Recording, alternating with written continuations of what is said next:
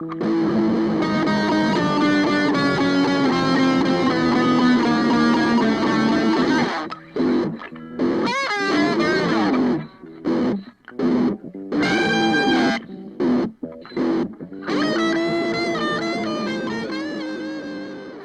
everybody, to the Proactive Adventure Health and Wellness Podcast. Today, I am here with Melanie, Mel Hoffmann, an advocate for mental health. She's got a degree in nutrition. Mm-hmm. She's a longtime Proactive member. Mm. Welcome, Mel. Hello. I'm very happy to have you here. Yeah, I'm happy to finally be here. I'm talking about it for a while. We have been talking about it for a while. And I always find you to be one of the easiest people to talk to. Aww. So I think this should be a good conversation. Oh, that makes me happy. Let's start from the beginning. Oh, the beginning. The beginning. So early on when you were a child. Yes. Yes. Back when you were a child. Back in my younger years. Do you have any nature memories or outdoor memories or anything along those lines? That's the funny thing. Yeah, as kids, I have 5 sisters, so we'd always be outside playing in our yard and stuff. But as far as I never went on camping trips as family camping trips or anything. Hiking was absolutely not in my growing up period. The most outside I went was just recess and after school and playing outside with my sisters and stuff, which we did a lot. But I was never outdoorsy people. So your parents weren't outdoorsy? No, not at all. No. Okay, so you didn't have any curiosity at that point about the outdoors? No, not really. I mean, I always knew I liked being outside. In high school, I can't sleep. So in high school, I definitely couldn't sleep. And so sometimes, I would just, take my iPod and go outside in the middle of the night and just, walk around the yard with my iPod, lay down, I look up the stars. I always liked being outside, but, I didn't really think too beyond that, too far beyond that. Were you an athlete as a kid? No, I was a ballerina. Well, so I consider that an athlete. Okay, all right. I'd consider that an athlete. I tell people I've never played a sport in my life. I've only ever done ballet, which is so different than playing a contact sport. Or, a lot of people ask oh, you're in competitive dancing. No, it wasn't. That's not where the competition came from in ballet. We didn't do the competitions or whatever. We did performances we put on every year throughout the year and, take classes. By the end, I was dancing 5 days a week. That's dedication all right weekend, it took up most of my time outside of school. So, yeah, it was a lot. And you continued that until when? Pretty much when I went to college. When I went to college, I still danced a little bit, but not nearly. I kind of, at that point, you're kind of okay, well, I'm not really going to continue. I'm not going to be a professional ballet dancer, or anything like that. So I chose to just focus more on school, Okay, so you're in school now. You're in college. Yeah. And what are you studying in college? So I was one of those people still one of those people. Didn't know what I wanted to be when I grew up, whatever. So the first 2 years, they don't make you pick a major, but then I had to pick a major. And eventually I was well, I'm really interested in nutrition, so let's just go with it. Mm-hmm. Still didn't know what I wanted to do with it, but that's good. It's kind of good knowledge to have. Interesting at least. So, Yeah. Yeah, so yeah. It's funny. I keep hearing that answer kind of when I ask people what they went into in college. Yeah. And everybody seems to kind of just wind up with something. So far everybody's just kind of wound up doing something. Oh yeah, I was not one that I've never been someone with a 5-year plan ever. Mm-hmm. It just wasn't my personality. I kind of always just gone with the waves. That checks out. That checks out. I wasn't with someone with in 5 years I want to graduate and then in another 2 years I want to, be working in this particular job at this particular type of company. No, that was never me. Just going with the flow. Always. I couldn't, if I thought too far in the future, I would get lost, You like to keep it in the present? Yeah, because it's just easier to I deal with things as they come, So in college, still no outdoor No, even love. Less actually, because I was more, when you're in college, I started making friends. And I went to college in North Jersey. So a lot of people were from either North Jersey. Actually, my best friend is from the shore, so maybe not. But still, we were just, we were going to school and then we were going out drinking. And I think I went on one hike my entire college experience, my senior year with my friend Shannon. And it wasn't really what you and I would consider. It was more a nature walk. Okay. But, I was oh yeah, I'm going to go on a hike. Were you intrigued though? Yeah, we had a good time. That was so far before I even realized how much I was into it, because I was so focused on other things at that point in my life. I didn't even. That's kind of where I want to lead this too, is because if you weren't interested in it at all, what year did you graduate college? 2015. 2015. Yeah. Okay, so that was 8 years ago.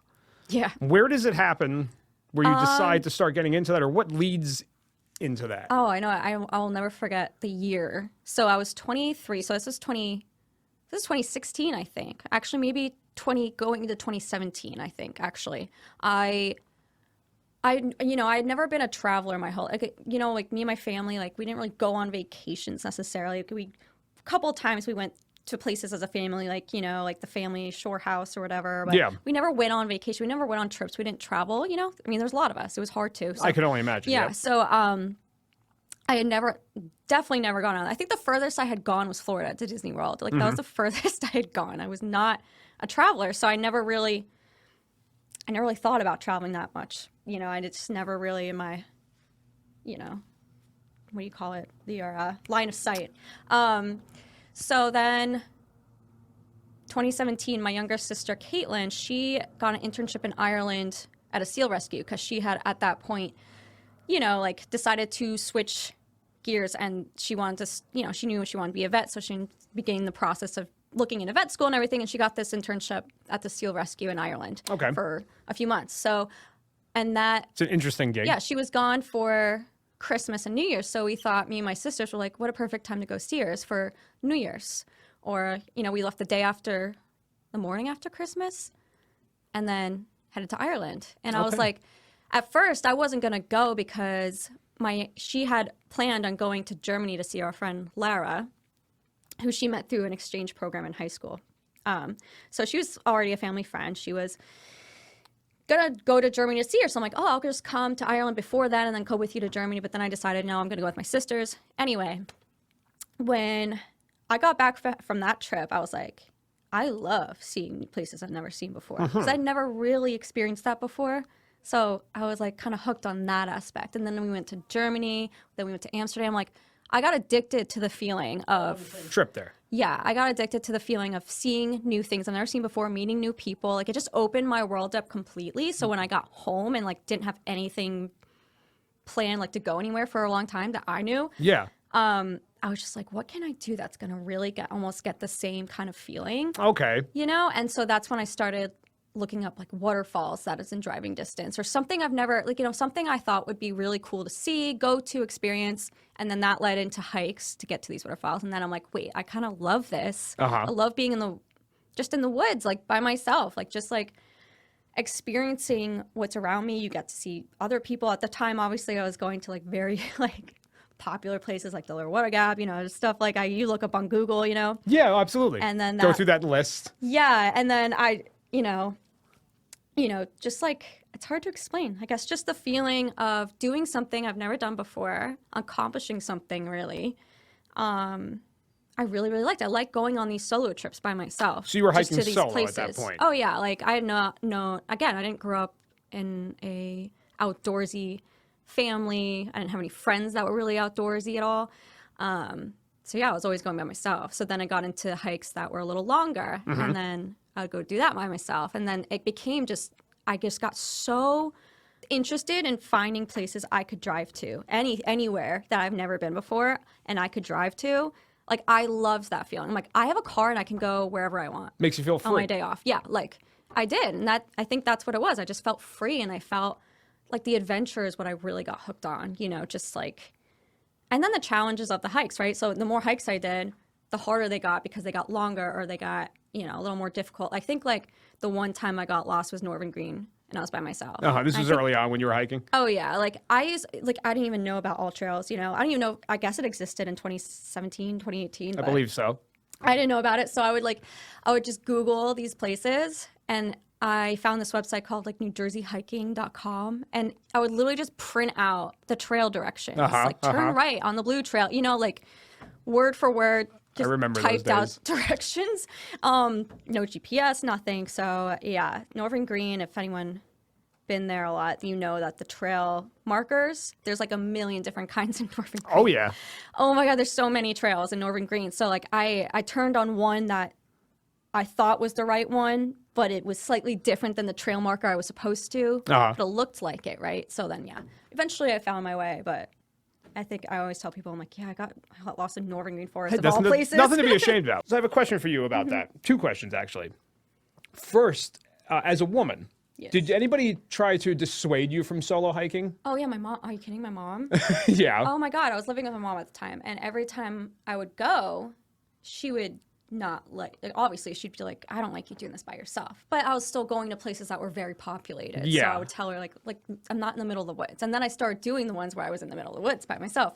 But I didn't tell her that I was going somewhere that was probably it's be remote. the only one, you know, because again, like similar to now, my days off would be during the week, so there wouldn't be that many people on the trail anyway. Yeah, even if yeah. it was like an populated spot. So Because that's a common Yeah. thing I hear when women do solo Yeah. hiking. People are always trying to dissuade them. yeah, because not to. I mean, you hear a lot of hikers say like they're not afraid of wildlife, they're afraid of people. Like same with me. Like I've seen a bear, and I probably would have been less.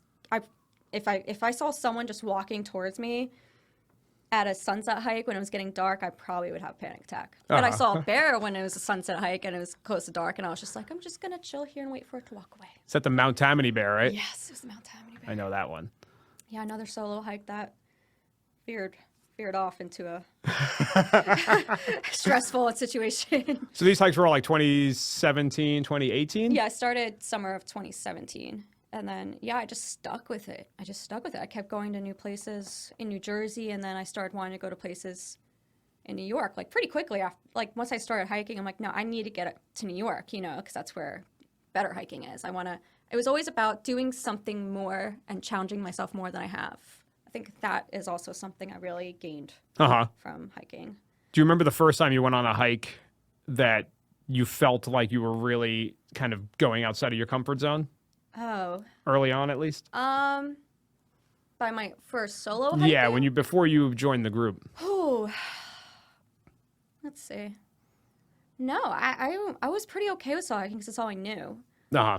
But I would not go to upstate New York by myself because I was so much unknown. I knew, like, I wanted to learn more from other people because, again, I was new to all of it. So I wasn't necessarily going to go to those places by myself because I didn't know what to expect at all. I did not know what to expect at all.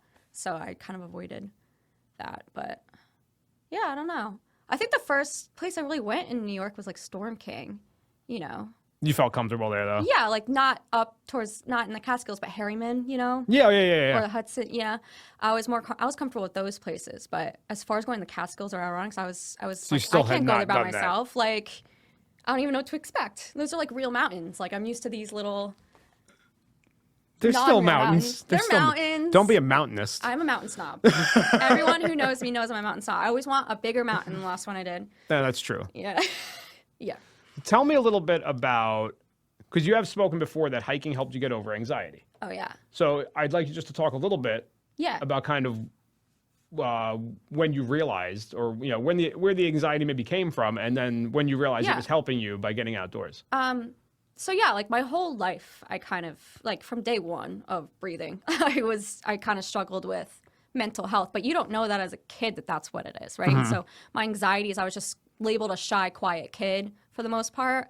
And then in high school, you know, like I was fine, but I was always anxious, like, you know, like all the time, whether it be social anxiety or anxious about a project, or I would like, you know, I was always upset about something. I was always nervous about something. I was always stressed about something, but I just thought that's how I was, you know, I was just high strung. So it wasn't you know, like a diagnosed thing. It was just something no, that you. and like back then, especially when I was in high school, so the years of like, 2009, 2011, people didn't really talk about anxiety the way they do now. Definitely not. Especially not in school. You kind of just you get it done and you get through it no matter how, like, you got to do your work, you know, a lot of it was considered, you know, she's just really stressed out. She needs to just calm down. You Yeah. know, like I had a job in high school too. And like, there were times where I did not want to get out of the car because I was so anxious about going into work. Like new environments were really hard for me actually growing up. Like I didn't like new environments at all. Like That's interesting to think about out of my now. comfort zone. I know, right? So that's what I'm saying. Like I went from that to how I am now. And I think pushing yourself out of the limits of where you're comfortable is really hard to do. So with hiking, it was kind of like a slow process. But the thing about when you're on hikes, and it's like, so physically it's demanding, especially if you're going up towards, you know, Adirondacks, Catskills, it's definitely more challenging than anywhere lower than that. So like the first time I did a Catskills hike, I was so excited. I mean, I was with you guys. Yep. so excited. I've been wanting to get up to Catskills for so long. And thinking back to that now, I'm like, oh, whatever, the Catskills. You've been all over there now. Yeah. But like back then, it was a huge deal to me. So like, I was so excited, and like, I had all this motivation to get up this mountain. I remember thinking like, wow, this is like hard, and like, I consider myself in shape, I guess, but I guess not. This mountain like told me I was not in shape. Uh-huh. Yeah. It kind of looked at me and was like, yeah, okay, that's cute. But the thing is, when you're on a hike, is like getting through I don't want to say physical pain, but like something, you get to a point in the hike where you start to feel things, Oh yeah. in your glutes, your legs, like, stamina is hard after a while. You get tired, like mentally, it's very easy to kind of veer off in the wrong direction. Mm-hmm. So easy. I had to work through a lot mentally and I didn't really know you guys that much. So like, I was in my head, I'm like, do not show them you're struggling. Like, do not show them. This is Cornell Wittenberg, right? Yeah. Yeah. So, like for me, what I love about it is like it forces you to deal with things in your head in real time. Like, okay, like my glutes hurt right now. I'm running out of breath. Like, but I have to get up the mountain, right? Yeah. You can't just turn around and go back. You can't just like sit there and just be like, oh, well, this is hard. So I think I'm just going to sit. Like, no, you have to keep going. And like, that's what I like about hiking is like, you don't have a choice. So you have no other reason than work through what's going on in your head. So you can't be anxious about much else. No, because you're focused on that moment. You got to just keep going. And that's what I learned through hiking is that you got to keep going. Because a lot of times my anxiety would control me to where I wouldn't do things. And like, I would stop myself from doing things pretty easily. And now it's like, no, I can't just stop that. Like, I got to keep going because I've learned how to do that through hiking. It's like hard to like for people without anxiety to know like, or chronic anxiety. I mean, everyone gets anxiety, but, because like when you have racing thoughts all the time, hiking and that, honestly, the physical pain really does take your mind off of the racing thoughts. Like, you're like, okay, I'm focusing on this right now. Yep. I have to get up this mountain. What are we going to do to get through this? Kind of have to give yourself a little pep talk. Oh yeah, for sure. You find there's yourself a lot doing you that a go lot. through mentally in hiking, especially when you start to feel the physical pain and you start to feel tired and you start to feel, like, oh, how many more miles, like mentally, like you have to work through that. I think it's good. When you started hiking, was it did you notice quickly that helped with the anxiety? Or did it take a little while? It gave me a sense, it gave me a reason to be proud of myself, which is actually very important, I think, in mental health. Like it gives you, if you have you accomplish things, or you have a sense of purpose, I guess, or you have a sense of accomplishment, and you're like, yeah, I did something really challenging, but I still did it. That is so good for your mental health. So like, if you were, like for me before hiking, I didn't know what direction my life was going. I was 23. I had no clue what I wanted to do with my life. I was kind of stuck. So like this gave me a path and goals, like, which is very good for mental health. Progressive goals too. Yes, exactly. It gives you something to work towards. It gives you something to accomplish. So like that was very important for me at the time. So that really helped me stick with it because I loved the feeling of conquering something every time I did that. And I remember getting back to my car and being like so happy. Yeah. Like, I know those feelings too. I know exactly what you're talking about. It was a reason to be happy, which for some people that's like unheard of. Like what like some people don't have in their head, there's nothing to be happy about. Yeah. So like feeling that it's so important. I can relate a lot because I started hiking after overcoming addiction and it was very similar. Yeah. Because I started to feel like goals and different things I can look forward to and reasons to be proud of myself, which are harder to come by when you're struggling with something. And having a passion in life too is very important, I think. I think before, because when you're that age, right out of college, you're thinking, okay, well, now I get a job. You're thinking more like societal thoughts, right? Like just, okay, so society says after college, you get a job and you work and you make money and you move out of your parents' house. So that's where my head was. So when I started this, I started to see a different view of the world and that made more sense to me and that I felt more comfortable with. And I was my whole life, I was like, never had a 5-year plan, right? Like I was in school and my guidance counselor was like, oh, hey, what's your 5-year plan? I'm like, what are you talking about? Like, I'm going to college, I guess. I don't know. Yeah, like, you guess. Some people are so different. They're like, know exactly what they want to do. And I was just like, so this gave me, I'm like, this is all I want to do. And I never felt that before. You felt having passion. A passion in life was so big for me. So big. So, which is why I'm still doing it 8 years later. Yeah. I want to So- go back to the Catskills for a second Yeah. because you said you were talking about Cornell Wittenberg. You wanted to get up to the Catskills for a lot, for a long time. Yeah. And we did that September 2019. But I think it was a few months, a good amount of months, maybe 6 or 7 months before that, that you had registered for Twin Mountain. I think that was a March hike, so that was like almost a year before. Just about a year Yeah. before, maybe. Yeah. You didn't come to that hike. No. Was that because of anxiety? Yeah, no, that was I was second guessing everything because I had never done a winter hike. And that was I had before I never ever been met to you, the too. Catskills. I never met you guys, right? Never. And I'm like, I'm gonna go, and they're gonna think I'm the most inexperienced, like, because I didn't even know, like, I didn't have spikes, I didn't like have anything I needed, so I was like, there's no way I'm going to this.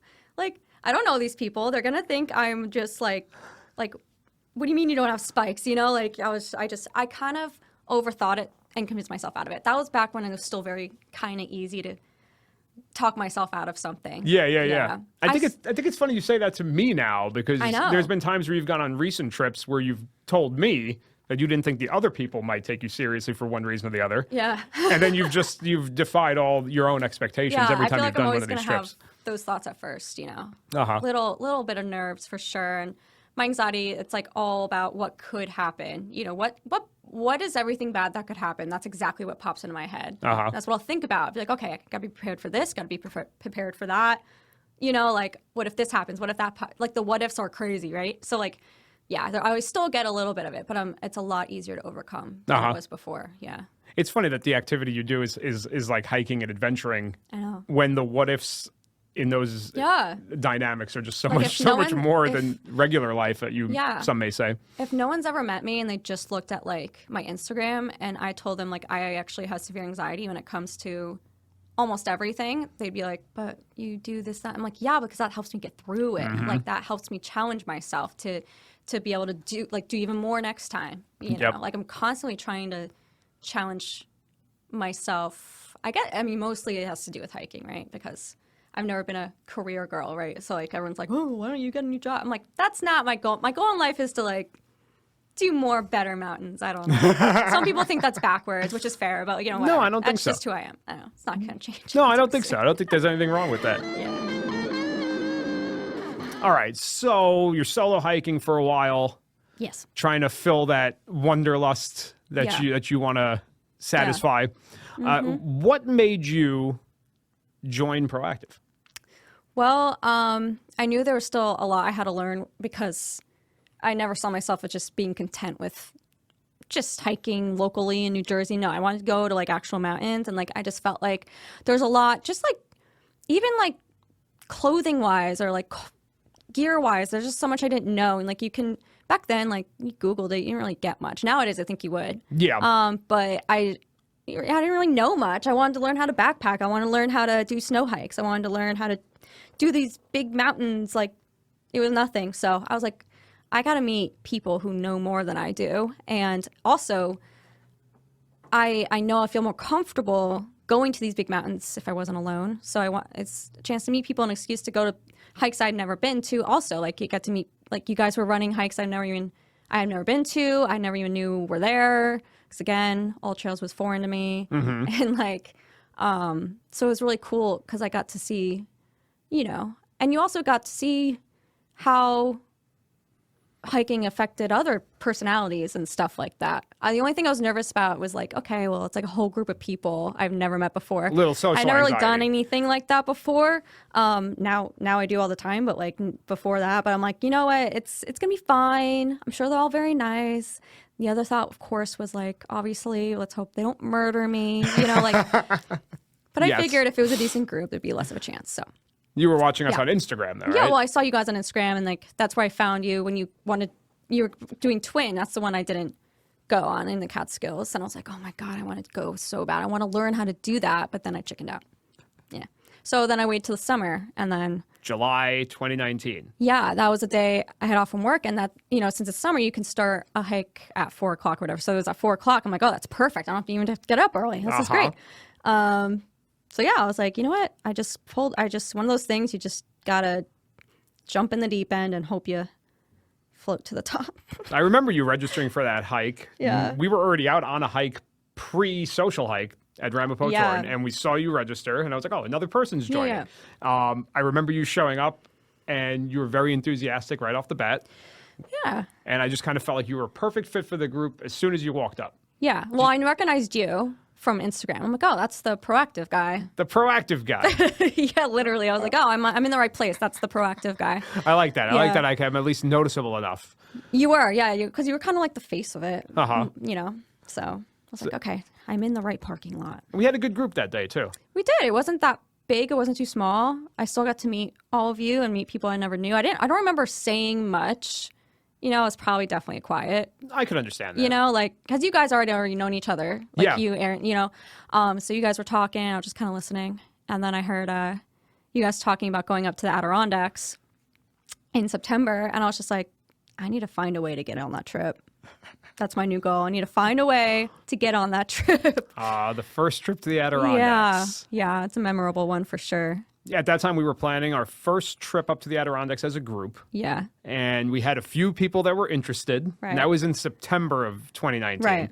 So you only met It's us been a couple 2 months. I think I had been on one more after that at Raccoon Which Ridge. was okay, there you go. Yep. Yeah, in August sometime. That's right. And then, yeah, I think the next time I saw you guys was for the Adirondack one, I think. I believe so. Yeah. So we booked the trip to the Adirondacks, and we had a few people who were interested. Little by little, they dropped Yeah. off. Little by Yeah. little, then it became me and my partner in the Yeah. business, and another woman, and Mel, and then the other woman dropped out. Yeah. So then it becomes Mel and two strangers. Yeah, and I was going to go regardless because I was like, I'm going. Like I saw it as my opportunity to get up there, and I was going to do it. I was surprised at first. I thought maybe you would find that uncomfortable and you'd cancel. A little bit, but you know, like I had met you guys a couple times before. Like I knew it wasn't going to be that weird. Uh-huh. But I did think about the drive up there being 4 4 1/2 hours in the 4 car. hours. But no, I mean, I was more excited than nervous. Actually, I think the excitement took away a lot of my anxiety about not really knowing you. Well, then we went along. Yeah. 4-hour drive up there. Yep. Camped out. Oh yeah, that was So I'd never been camping before, and so I didn't have a tent, didn't have anything. Actually, I don't even remember. I think I did. I don't even remember what kind of backpack if I had bought. I think I bought a backpack. You might have gotten a for this backpack trip. at that point. But you showed up with a. I didn't have a tent. I remember carrying the tent. Like, Yeah. well, it wasn't even my backpack, and I borrowed everything from people I knew. Like, so the tent was from Lauren. So That was that's like a carnival tent. It was huge. It was the mansion. So like, this was a tent she would take to like festivals and stuff. It wasn't like a backpacking tent. Like, it's not something you would really take camping necessarily. You would take it to like a festival where you're camping for a couple of days in the same spot. But I just remember I had never set up a tent before in my life. Never. And it was pitch black when we got to the camping site. Oh, I remember. And I was like, I have no fucking clue. Look, what am I doing? I don't know. I was trying to read the directions with my phone light, and I had no clue what I was doing. And I got so embarrassed. I was like, oh my God, like, am I really gonna have to ask them to help me? Well, I do remember standing by watching you do it. Yeah, not well, you sure guys if I did kind of should just ask. watch me struggle for a bit. I will say, like, you guys definitely watched me struggle for like a few minutes there. Like, At that time, I wasn't sure if you would take offense to me asking to I help was you with your waiting for tent. someone to step in and be like, "Hey, you need some help," because it was so bad. I didn't even know what. I had no idea what I was doing. But we got it set up. Yeah, eventually you guys came over and helped me get up, and then we realized how huge this thing was, and just for me, one person. So that was your first camping trip too? I had never been camping before. So you've that. never been up to the Adirondacks. You go up with two strangers. Yeah. Just going Camp camping with for two the first time. strangers, and like we call it hazing, right? Making me set up my tent by myself in the dark with suppose. no light whatsoever. I didn't even have a headlamp, like nothing, you know. And so, anyway, we called that a little bit. beginning of the hazing of that trip. I do remember talking about Yeah. leaving you at Stewart's a couple Yeah, times too. yeah, there was that That was conversation. a bad joke. No, we still joke about that all the time. Like, we're in Stewart's, and then like you just like leave. Like, that's when you're gonna finish the hazing process. 4 years later. 4 years later, just all come out. You're just gone. Like, cool, no service. Got it. All right. Can't Uber. And that was our first hike in the Adirondacks. Mine too. I had never been up on a high peak, and we were up on Giant Mountain. Yeah. Remember, it was like 60 mile per Oh hour my God, winds it or was something. so windy. No, like No view. clouds everywhere, no view. But it was kind of cool at the same time. Like, I had never been on a back then I considered a real mountain ever. So just the experience of climbing up it and being on top and seeing how windy it was, and that was just really cool for me. Like, Same here. it was all new for me, so none of it was gonna be disappointing because I'd never experienced any of it. So Then we got some nice views the next day from Mount Joe. yeah, no, it was the same day. It was the same day. Yeah, it was afterward. That's it was right. like it was my the fourth same wind or day. whatever. That's right. It Yeah. was the same day. Yeah, we were like, because we were like, you know, Felt we'll like a get a different view day. lower. So, and Mount Joe's what, like half mile up, half mile down, something like that, mile up, mile, I don't know. And so I was like, hell yeah, we got to do it. And I remember, not you, the other person on the trip was like, okay. And we did it. Yeah. Kept joking, like my third win, now I'm on my fourth win. I was Yep. just so excited to be up there, you know, finally. That I want to do as much as possible. Uh-huh. And you guys definitely delivered that. So And you stuck around, so. I did stick around after that, you know? Now, how did you feel? Like, did that open up, more expectations in your mind for, like, future trips? Oh, yeah. You wanted to do more Because after the that. more you do, the more you don't want to do the stuff you had already been doing. Uh-huh. You know, like, I'm like, I need more of this. This is what I want. Like, this is the experiences I need. You know, that's what I was like chasing. I don't know, a thrill of some kind, I guess. I don't know. Uh-huh. But also, just like then, like up in the Adirondacks, the nature was just so different, you know, than, you know, across the border into New York or like in Harriman or in New Jersey. It's like everything. There's pine trees everywhere. Like I love pine trees. I'm like just smelling the pine trees and just smelling the fresh air. And oh my God, I couldn't get enough of it. I was Did you just like, find it this is more amazing. difficult than the stuff over here? Yeah. Giant Mountain. Yeah, Giant was Yes. a rough first Adirondack Mountain. It was very, I remember I was like, oh my God, this is so hard. Harder than the Catskills. I mean, anyone who's done Giant knows it's like, it's very steep for 3 miles. Definitely. But I was also very happy to have the challenge. I was very happy to be like, oh, you know what? This is like going to make me in even better shape, you know? So I wasn't like upset about it. I was pretty excited. Because that led you into doing a lot more hard hikes with us going forward. Yeah. Any of them and all of them I would sign up for. Anything Yeah. in the Catskills, I was there. Anything in Adirondacks, hell yeah, I was there. Like, I would make it happen somehow. I remember specifically going to Beacon Bully in January 2020. Yes. Oh, yeah. That was the first time that you went up that fire tower too, right? Oh, yeah. 'Cause I've I never rem- really been up a fire tower like that tall on top of a mountain. Yeah. Because we had previously gone to Beacon a few months prior to that, or maybe a month before then, and you didn't go up the fire tower. Right. Yeah, And we then- just did Beacon, and then Beacon Bully, we started at Breakneck. So I was like, at that point, I was like, I got it. Okay. But I was terrified. Yeah. But it was you overcame another. Yes. Yes. Fear There's at photo that point. proof that I was terrified, but I was in the fire tower. Yeah. I remember that day. I was like definitely hungover too. Just did 16 miles? Yep. Yeah. Because it was I'm like, I'm going, and I'm not going. Like, okay, I'm a little hungover, but I'm still going to do it. Yeah. And then eventually you sweat out all the toxins and you're fine. Just drink some water. And you just go up the fire tower. Yeah. But that was also a few years ago when I was a little younger and I could bounce back a little faster. Oh, come on. It's only a few years ago. Yeah. So how did you feel like hiking with the group? What positive benefits did you feel from hiking with the group at that time? A lot, actually. Like, I thought I would always like solo hiking better, you know? But then, like, after, I think just meeting new people and, like, when you're hiking, like, you have nothing really to do except talk to each other, you know? Like, you're not just sitting on your phone while hiking because you're doing something and, like, you're just talking to people around you. And so it's, like, I realized such an amazing way to get to know somebody. And, like, it was so cool to hear other people's stories and see their personalities. So I loved it. You know, I thought I wouldn't like it because I'm like, oh, there's like a huge group of people. I just like going at my own pace. You know, I didn't think about that at all, actually, for the most part. Like, I really wasn't thinking like, we're not going fast enough. You know, we were going, but in general, we did have a good pace. Yeah, we You guys did. led a Absolutely. really good pace. Like, I never felt like we were going too slow ever. If anything, I was like, why are we running? Like, why are we running right now? But then you'd run too, which was the best part. Yeah, and I would do it. I was like, oh my God, I don't want them to think I'm a loser. I'm going to run too. Yeah. But this leads you now into like, I'm probably skipping over a few things, but Yeah. hiking with the group led you into doing your own sort of travel. Yeah, I mean, first of all, through you guys, I met so many new best friends. Like, you're definitely one of my best friends now. Brittany's one of my best friends now. You know, like Yep. other people I've met through the group are some friends that, you know, like John Labriola. Like, it's been years and I finally met him, but like, it's like I knew him the whole time, right? It's funny that you said it because Phil and I were Yeah. talking about that. Yeah. So we're a big extended family. Yeah, we are. Yeah. And with little Little cliques pockets here and amongst there. them. But yeah. we all get along, you know, like I 100%. could easily get along with any, you know, like Spence, John, and Phil are kind of like and you. I feel like I get along with them great. Yep. So, I mean, Brittany, obviously, get along with her. So it's something special about our group that way. It's funny. I'll never forget the first hike I went on with Brittany. She was, again, a big presence. Which was the first hike you went on with Brittany? That was the North-South Lake Okay. loop Yep. in Catskills. Yeah. She had just gotten back from South America, so which is why I hadn't met her yet. Yep.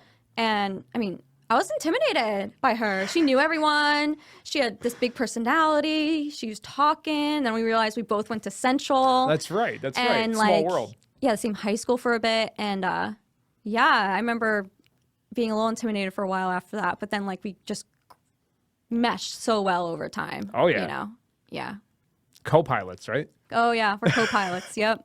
I haven't taken one of those co-pilot pictures in a while. We got to do that. Yeah, I think so. It's about time. I'd say so.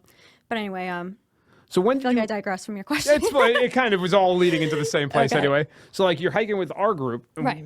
Then you started to kind of dart out into other groups and traveling and hiking places that we've never hiked. Because again, I just wanted more. I'm just like, I need a new challenge. I need something.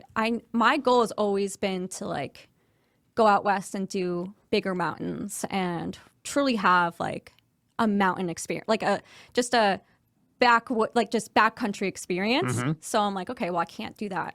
I can't just stay here and do new things. Like obviously after a certain amount of time, we've done so much in the Adirondacks, so much in the Catskills. Like I just needed to see something different. Oh yeah. And I always dreamed about going out west. So it was bound to happen at some point. What was your first trip out there? Well, first time I was out west was actually, I was dating somebody at the time and we went to Colorado and New Mexico and hiked a bunch out there. And like, so I really knew, it was confirmed that like I love it out here. You know, Yeah, like yeah. New Mexico is actually a beautiful place. Like most people don't know that. And then Colorado, we did something in the Rocky Mountains. But after that, my next time out there was Utah, which was 2 years ago. Uh-huh. I'm like, you know what? I had followed this woman on Instagram who was a hiker. She lives out in Washington or whatever. But then she posted something about doing this retreat, like glamping retreat in Utah. And I was just like, something in me, I was like, why the fuck not? Like, who cares? Like, I can do that. I love that. Like, I think the experience from joining your group alone made me feel more comfortable joining other groups alone that I don't know anybody. And so that was the first time I had done that outside of you guys, like really just gone somewhere by myself and entering a group of people where I don't know anyone. And a lot of these people come with their boyfriend or whatever. Like, I didn't know anybody. Uh-huh. So obviously, yeah, I was definitely nervous. But I was supposed to go into that woman's retreat, but then there was a conflict in scheduling, so I couldn't. So I messaged the company. I was like, can I go into a different one? They're like, yeah. And it was one that Jeff Zouch was hosting, who is on Naked and Afraid. Yes, which I famous had never for really Naked and watched that Afraid. show. I heard of it, obviously. I had no clue who he was. So I was like, okay, like sounds fun. Yeah. Whatever. He ends up not coming because he gets COVID. And then I go anyway, because I'm like, okay, that's cool, but I can still go, right? Like I can still go. Like this is still happening because I'll be really upset if like, it gets Jeff or not, canceled because can you you had still go? COVID. Yeah. Still didn't really know who he was. Like I found out he was from Naked and Afraid, but I never like watched anything. So then he felt bad, I guess, because a lot of the people signed up for that retreat. I was just kind of placed in it, but people signed up for the retreat because they wanted to meet him. Yeah. So I guess like he like felt bad, and then so he was like, "Why don't you guys come on a trip to Idaho?" Because he's from Idaho, and we'll do Mount Bora, which is the tallest mountain. So I was like, "Oh hell yeah!" I love how you just Idaho. jump right I'd into love that. to go to Idaho. You know, I've never been, and it was another reason to get out there, get out west and stuff. And it ended up being a great experience. Utah was a great experience. I got, it was a smaller group, and we did a lot of cool stuff. We went canyoneering, we went jeep riding, we did all these things, and glamping in tents in the desert. Like it was a really awesome experience for me, and I was actually really happy I did it alone because I just authentically got to experience everything. Like I don't know how to explain it. it's gonna sound so selfish, but like it was only about me, you know, like in my experience and how I wanted to experience the trip. Like, Yeah. and I like everyone was so nice, and like I literally got along with everyone. Like even the people who worked there, it was such a good experience, positive experience. So I was less nervous to go to Idaho because again, some of the same people were going, so Yep. I already knew some people, and then I met even more people through that group who I got close to, and now like I just got back from Montana hiking with some of them, like Jeff and then 2 other guys. It's just crazy how you get certain places in your life just through other events happening, you know? Absolutely. And the people you meet because of certain things happening. Like Every little thing if changes everything. If I did go to the retreat I was originally supposed to go to, I probably wouldn't have gone to Montana this past No, you September? most likely wouldn't have. No. I may be somewhere else, but this wouldn't have happened. So that was an experience. What's your favorite trip of all of those? Oh, definitely the Montana trip. Just the most recent one. Well, huh? it was only 4 of us, and we did Granite Peak. I hate saying we did it because we didn't summit, but for anyone that knows about Granite Peak, they know why, because there's a huge snowstorm the day before we got there, and then we literally camped at the bottom while it was still blizzarding, and I was actually very nervous for that trip. Very, very nervous. I was the only female. Yeah, I knew the other 2 guys and didn't meet the one guy, but like, you know, it's still, I was just a little nervous about it. Again, my anxiety, overthinking about all the possible horrible things that could happen. But I was more nervous of anything is just the mountain itself, because it's the tallest in Montana. It's like the 3rd most deadliest mountain in America, I believe. And yeah, it had just snowed. Like there's just a huge snowstorm. I was very concerned about hypothermia. I was afraid of grizzlies, which we did see a grizzly not too far from us. We saw bear tracks everywhere. And the summiting, I was very nervous for the summit because it's a deadly summit, like especially in the snow. So there's like obviously I think most of us kind of assumed we weren't going to, but we were going to do as much as we could. How far did you guys get up there before you turned around? We were at the last lake before you start going up the face. So like in the pictures where I point out like that's where we were going, it looks far away, but we were really kind of right there. Like if we had gone around the lake and gone a little further, the face would have been right there and we would start climbing up. But it was just the risks ice and outweighed the we had benefits. crampons, we had helmets, we had what we needed, but the risk was so high, especially knowing we can come back and do this when there's not literally snow and ice everywhere. Like there's always going to be, I think on that peak, there's a lot of time is a little bit of ice, maybe a little of snow, but it was deep and it was thick and we didn't want to risk getting there and realizing like it's a 45-degree angle up and there's not much on either side of you. So if you fall and you die. So plus we realized on the way down we're not going to have a lot of daylight left, and going down that in the dark would have been a death sentence, I think. I mean, I don't know for need sure, to jump but, into that then, yeah. We were like, you know, we've done most of this mountain. We should be proud of ourselves. I was proud of myself for that. I was definitely disappointed. I've never not summited anything, but it was reasonable at the time. We can always go back and summit, so we can't really come back from the dead. So You can't out of really the come 2 back options, from the dead. you know. No, only half back. Yeah. But yeah, no, I just remember I was very, very concerned mostly, I guess, from the hypothermia, because I remember the first night I was cold and we were at the bottom. Well, not the bottom. You're already at like 8,000 something feet.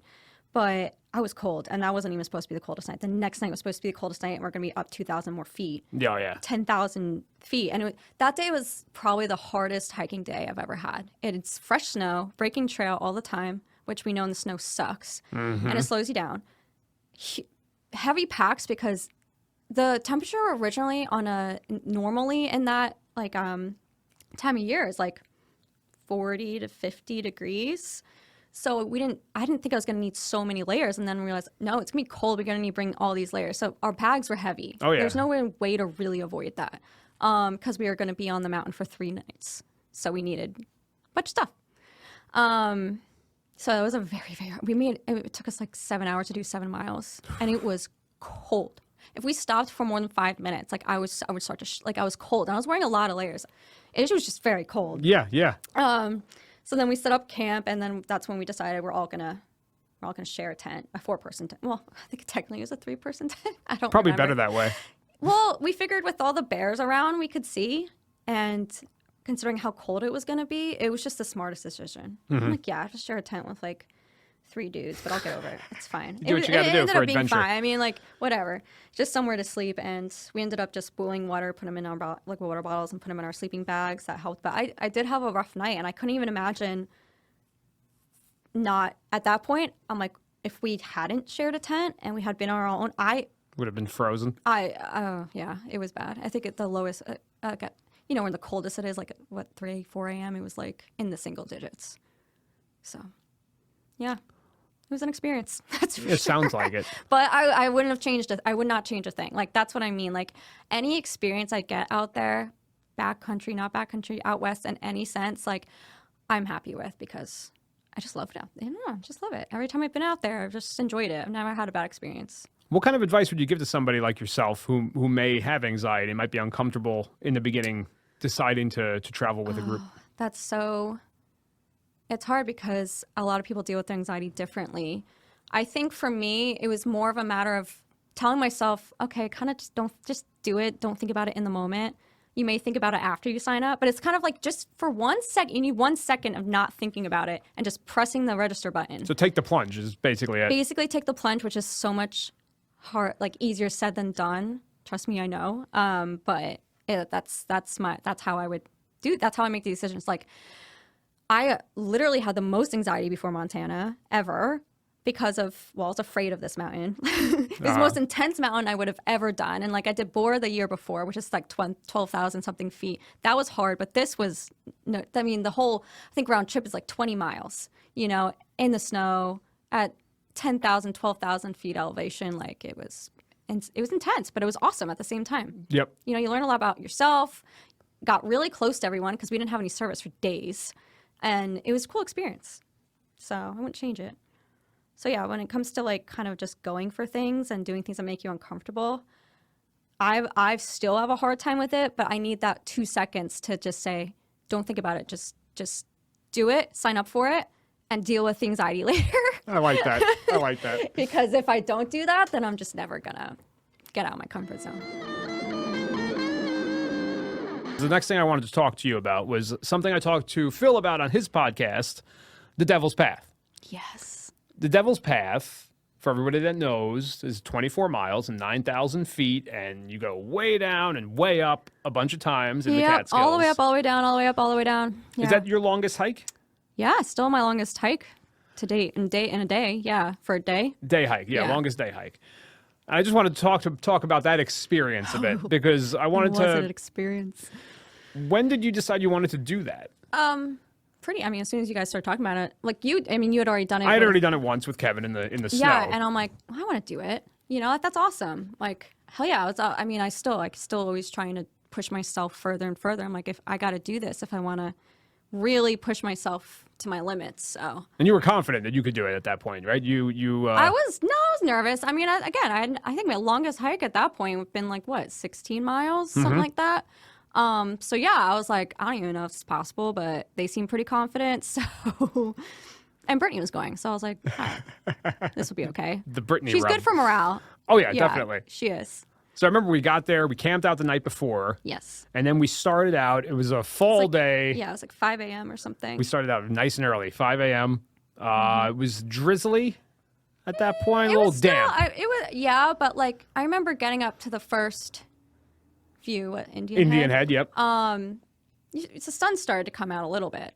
You know, you could see the sun still. You know, it wasn't that ominous. But early on. Yeah, early on. I remember sweating right away. Like, it was cold. Obviously, it was the fall, but, you know, obviously when you're doing hikes and stuff, you tend to get hot. But so I remember getting to Twin, 7 miles in or something Just like about, that? yeah, give or take. And feeling really good still. Like, oh, we're already at Twin? Like, hell yeah, I got this. And the thing about me, I think a lot of people know this by now, but like, if it's a long hike, do not tell me how many more miles we have left or how many miles we have done, because I've learned that. Mentally that messes with me. It messes with me. I'm like, I don't need to, like, if I'm struggling and then I'm sitting there and someone's like, oh yeah, we have like 20 miles to go, I'll be like, shut the fuck, like, why would you do that to me right now? Like, I don't need to hear that. Yeah. Like, or, oh yeah, it's only been 2 miles, but it's felt like 10, you know?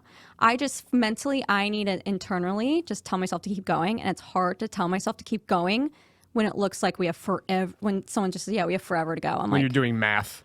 yeah, I just like meant to, like, to keep myself going. I can't know that I've only done a certain amount. In my head, I have to be like, okay, we're just going to keep pushing. We're going to keep pushing. Like, I don't do the whole mile thing. A lot of people do because it makes them feel better. But I'm like, if you're hiking with me and it's a long hike, just keep it to yourself. And I do remember you did get the mileage that day. Somebody did tell you how many miles you have left. After repeating how many times I didn't want to hear it, that out it came. It was like, what, 5 point whatever miles. I'm like, oh my God. So you remember how you 19 more felt miles. in the beginning of that hike? I still felt pretty good. I felt pretty good. good pretty much up until plateau. Okay. That's Yeah, when I it felt started really to good stuff. wane I on mean, you? I was struggling. Obviously, it was hard to go up and down that many times.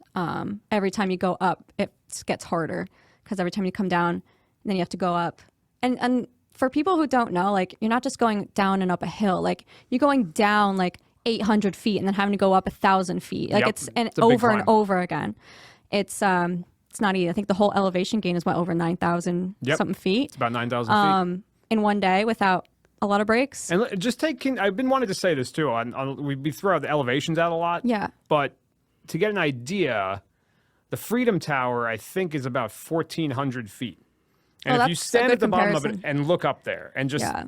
multiply that by 6 or 7, Yeah. and just imagine climbing that. And Just like, put that into perspective. some hikes, it's like, okay, you have the span of like 6 miles to go up 1,400 feet. But then there are hikes like we did Iroquois and Algonquin, when we go up Avalanche Ranch was like, what, 2,400 feet in 2 miles or something? Yeah, exactly. That's tough on your joints. It's tough on your muscles. Like, it's brutal. So it was definitely by plateau, I was starting to feel, that's when I started getting a little tired.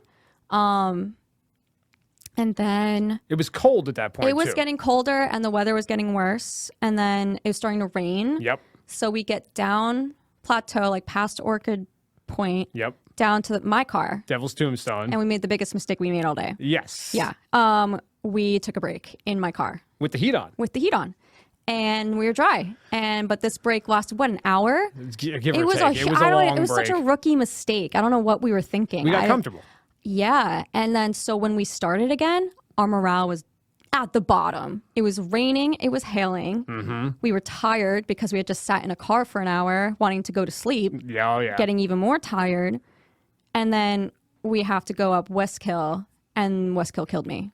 Yeah. My everything dropped at that point, like, for real. It started hailing on Hunter before we got to Westkill, too, I think right? it started hailing when we were going down Orchid Point. Oh, so it already to the was car. hailing at yeah. that point. And that's, where I made that video and I Yes. like slipped right after it. I'm going to Yeah. definitely put that in this podcast video. It's going in. It's hailing right now. It's hailing. We're already wet and cold. Now it's hailing. So, things are going well. We have about 8 miles left. And, yeah. So, okay, yeah. And so we're starting to feel the morale start Yeah. to fade a little bit.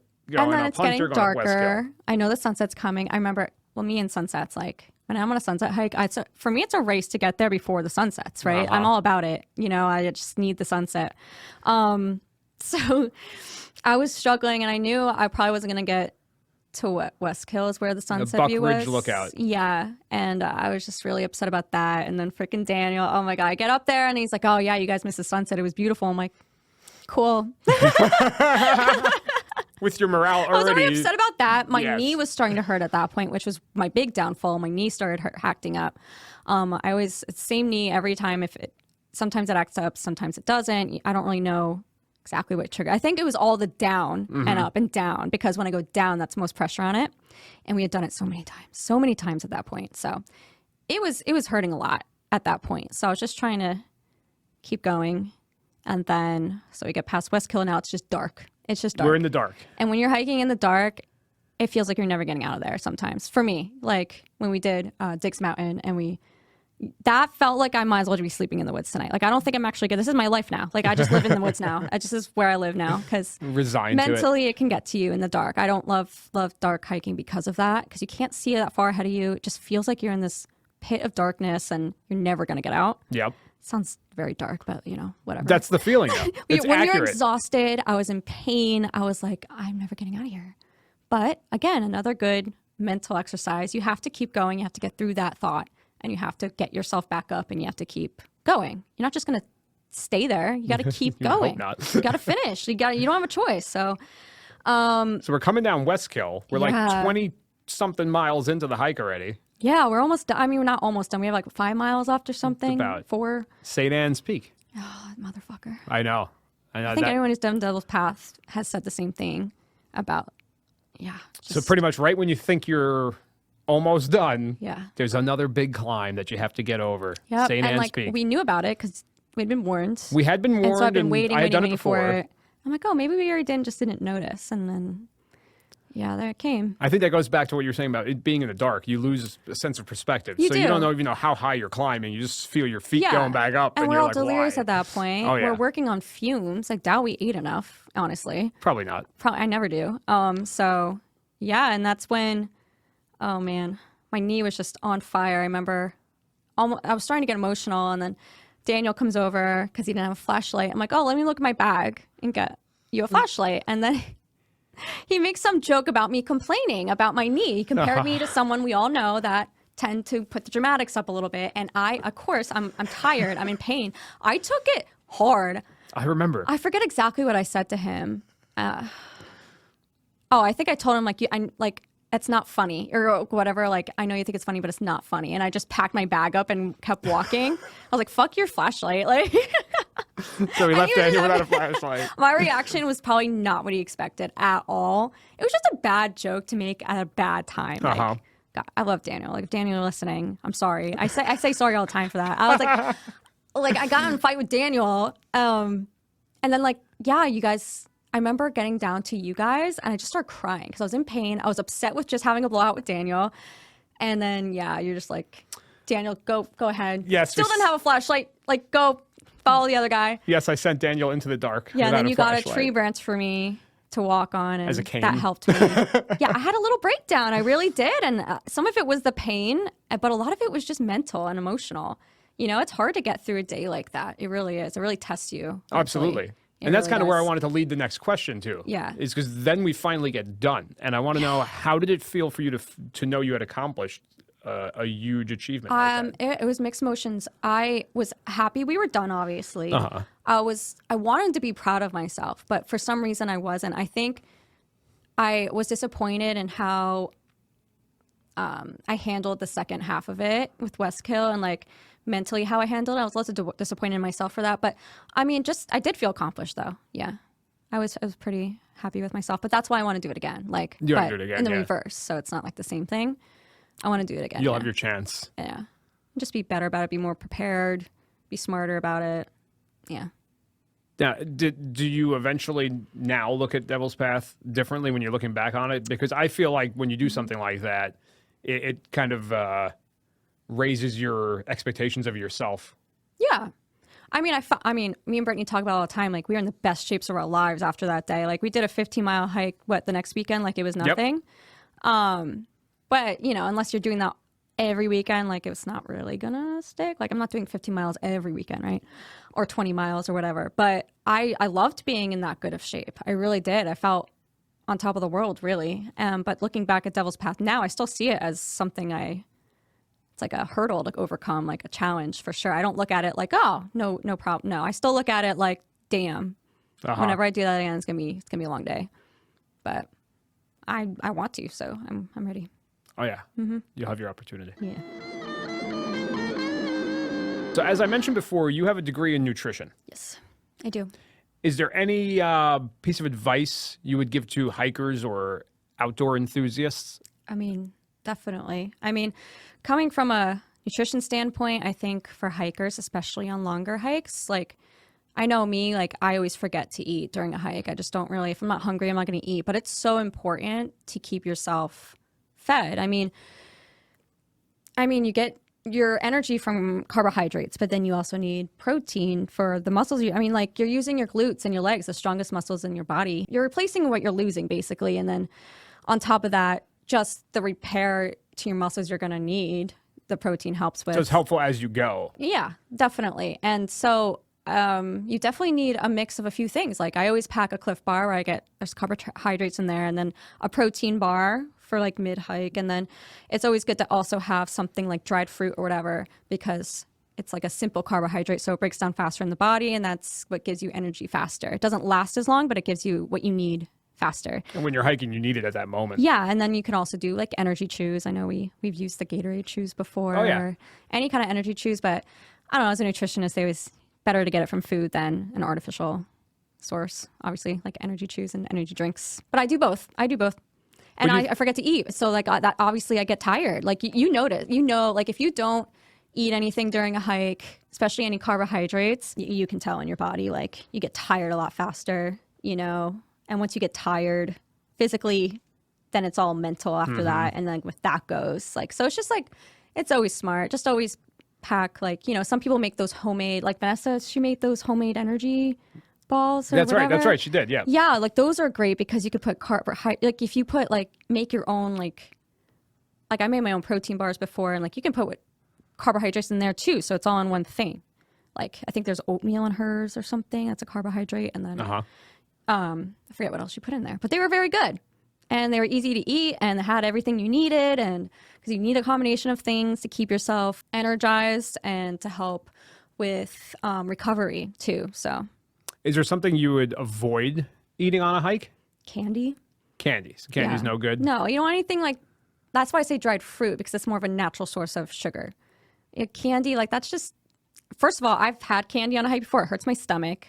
It's like when they tell you not to go swimming after having like a bunch of sugar and stuff. It's just not good. It doesn't feel good. It makes your body feel like crap. That's not what your body wants. Your body doesn't want a bunch of just concentrated source of sugar, like it may energize you for like a second, but you're going to feel like shit otherwise, to be honest. Yeah. So you want something that will hold out longer. Yeah. You need something. Yeah. That's why it's good for both. Like, you can have something like dried fruit or an energy chew if you need a boost right away.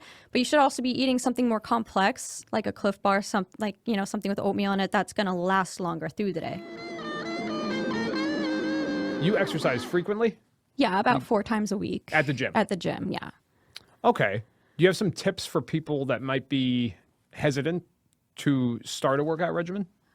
Yeah, I mean, like, it's different for everyone. Like, the gym can be a scary place for some people who've never really not used to going. For me, I know I used to get like super self-conscious going to the gym, like, oh, I don't really know what I'm doing, whatever. But the more you go, you just got to go more and more often. The more you go, the more comfortable you'll be. Yeah, I mean, you can go, you don't have to go to the gym. A lot of people work out at home. I do. I work out at home. What made you go to the gym? I forget. I started going to the gym, I think, it's been years ago, right? Years and years ago, my early 20s, like even when I was in college. I just like feeling like I'm in shape, because when I was a ballet dancer, I was like, always in shape and always exercising. It's just something that made me comfortable, is, just making sure my body's healthy and in shape, Yeah. And like there are definitely years I was more in shape than others, but I've been going to the gym for years now, so I'm definitely pretty down on all my exercises. I know what I need to do to get progress. I mean, I know what to do to help with hiking and stuff like that. What do you find that you do at the gym that helps you with hiking the most? Oh, definitely. Like what I like to do is, first of all, you could always, cardio is a big thing, right? But also, do you get on a treadmill or do you get on I go on a treadmill. I'll put it on an incline of like 16 or something, and I'll wear like a 20-pound vest to simulate like a backpack or something. And I'll just walk for like a mile. So at different paces, I try to go faster. I try not to put my hands on the treadmill for support, because you can't do that for hiking. Just stuff, anything I can do to simulate it. And then also the Stairmaster I'll do with a 20-pound vest on. It helps. Okay. It does help. I mean, it's in small doses, right? I mean, I'm not doing it for 8 hours like I would be doing on a hike, but, it's still, it's something to give my body like a little juice and like a little more like, okay, yeah, don't forget you need to, be strong enough to do this. And then leg workouts obviously are important. Mm-hmm. Yeah. I mean, everyone hikes differently. So some people, they get pain in their calves. Some people get it in the quads. For me, it's mostly my quads and my glutes. So I try to focus on those 2 areas. So you do leg workouts focused on that? Yeah. Well, I try to. Yeah. I try to get everything, but mostly muscles I know I'll be using while hiking. Uh-huh. Yeah. Now, do you have anything else that you do aside from hiking, or anything that you would recommend doing that helps you with your anxiety? I mean, therapy's never a bad decision. Okay. You know, like I'm not in therapy now, but I was in therapy for years. Many different therapists, you know, you know, a lot of people are against like not a lot of people, I wouldn't say a lot of people are against therapy, but there are people out there who they see going to therapy as being weak or something, but not at all. If anything, you're doing something to help yourself, which is, it was a brave thing for me to do. Like I avoided therapy for a while, but when I started going, I'm like, just having someone to talk to that is just a complete third party and is an expert in their field and mental health. Like imagine that, like that. It's almost like sometimes it feels like talking to your best friend, but they have the best advice to give you in the world, you know? So you could think of it that way. It's not being weak. It's not because, oh, I'm so weak mentally, I have someone to help me. Like, no, it's a source to get out a lot. Think of it as venting all the time and then having someone come back with actual good advice. Like, who wouldn't want that if you're struggling mentally? I know you like podcasts. I do. You do listen to a lot of podcasts. You have a favorite podcast or one you'd recommend? Yeah. So I like true crime, like, you know, a lot of girls these days. Yeah, what is that? I don't know what it is. I don't know. I think I've always been into true crime. But every woman I talk to, they enjoy true crime, it's just murder. so interesting. Like, I guess the curiosity of like what goes through a killer's mind is interesting, at least for me. And then also like the way they they solve these investigations is pretty cool too. So yeah, I like. Which one is the one that you listen to the most? It's called Murder with My Husband. So it's just like this married couple that she will tell the true crime story. He doesn't know what she's about to say, and it's basically him reacting to the story. It's cute. It's cute. I also like comedy ones. So I don't know, since the strike, as you know. Oh. Yeah. Oh, yeah. The actor's strike, you mean? Yeah. Yeah, we know that. Don't we, Jarod? Yeah, sucks. So there's this podcast now that a bunch of late night hosts started. It's called Strike Force 5. Okay. I forgot exactly who. Seth Meyers on it, Jimmy Kimmel's on it, a few others. I think I've heard of that one because they're paying their staff, right? They're using the income they make from the podcast to pay the staff that is now unemployed, which I thought was cool. But it's also so funny. Imagine a whole group of comedians in a room just talking shit. Like, so funny. I got to check that out, actually. Yeah, you should check it out, yeah. Not the first person to mention that to me. Really? Yeah, somebody else has mentioned that to me. It's a good one, yeah. Sometimes I listen to podcasts during hikes if I'm struggling mentally. It's just something to get my mind off of, you know, if I'm just struggling with how I feel about the way that day's going, you know? I'm like, you know, I'm struggling today. My body's tired for some reason. Some days you just have off days hiking, you know? It's like, I don't know why, but like, just like my body is just not performing at its best right now. That happens. And it happens. So you struggle. And I try not to beat myself up about it. I just put a podcast in and try to, it helps take up my mind off of what else is going on in my head. Yeah. I do remember when you drove my car home from Dick's Mountain. Yeah. And then oh my God. It was a long night. I had to go to work in the morning. You asked if you could drive to let me get a little nap in. Yeah. And I remember you listening to a true crime podcast. I know. And it was lulling me to sleep. I know. And invading my dreams. That was a YouTube actually channel, Bailey Sarian. See, there you go. You remember what it is. She's so funny. And it was true crime. Yeah, I remember because that's what I was listening at the time. And I remember Brittany was trying to help me set it up because it wasn't playing or whatever. And then Brittany's like, oh, I'll stay up with you, whatever. Like, almost immediately falls asleep. You were on your own. Everyone at that did. point. I think Lauren was the only one kind of in and out of sleep. It's a long night. Yeah, that was a long day. And then you didn't get home until what, like 4 a.m., 3 a.m.? Yep. I don't think I got home to Morristown at 3 a.m. Probably. I think I probably got home at 4 and had to be at work at 6. I needed to work, so I was like, you know what? I don't have work tomorrow, so I'll just drive. Plus, like, I trusted myself more than anyone else at that point because everyone's tired. I'm like, okay, I don't think I'll fall asleep. So yeah, you did a good job. No, got us home. Yeah. So Mel, I'm going to throw a couple hikes at you, and I just want to get your memories of the hikes. If you can tell me what you recall, all right? Sure. So let's start with January 17th, 2022. And this is sort of more of like a weekend, but it was when we went to the Adirondacks and it was negative 20 degrees. Yep. That was Mountain J we did. Yes. Oh, my Kiva. Kiva's getting in on this conversation now. Okay, here we go. Yeah. So I remember that because we had already planned it before we knew that cold front was coming in. Mm-hmm. And I think it wasn't just supposed to be me, you, and Daniel. Other people were supposed to come. Other people were supposed to be there. And then I don't know why, but, you know, people bailed, I think maybe to do it with the cold. I remember thinking, like, this could be a really stupid decision, but well, we booked it already, so we're going to go. Uh-huh. You know, like I have off work, I'm going to go. And so, yeah, I just remember like driving there, okay, getting to the Airbnb. I remember the next morning, I opened the door and it literally feels like your eyeballs are going to freeze. That's how cold it was. Like you breathed in and it felt like stiff, like your chest felt tight. Gave me a panic attack. Yeah, it was so cold, but and I got a little nervous after that, but I knew Jay, it wasn't a long hike and we were already there.